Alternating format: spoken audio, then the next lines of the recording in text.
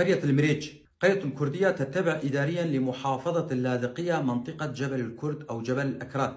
عدد سكانها أقل من 4000 شخص، كلهم كرد لكنهم فقدوا لغتهم الكردية. يعمل الأهالي بالزراعة وتربية المواشي، ومن عشائر الجبل موشان، عوجان، شيخان، كيخية. موشان أي أنهم قدموا بالأصل من مدينة موش الكردية الكردستانية في شمال كردستان أو تركيا بين قوسين.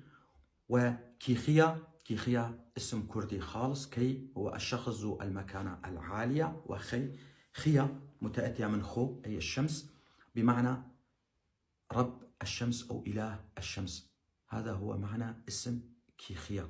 قرى جبل قسم اللاذقية تعرض لقصف شديد من قبل قوات الأسد، لذلك تدمرت الكثير من قراه.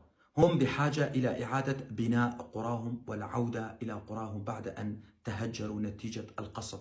لذلك أناشد حكومة إقليم كردستان العراق والإدارة الذاتية لشمال وشرق سوريا بمد يد المساعدة والعون لأهلنا هناك في جبل الكرد كاملا أو جبل الأكراد، وبالأخص قسم اللاذقية، فهم بحاجة لنا.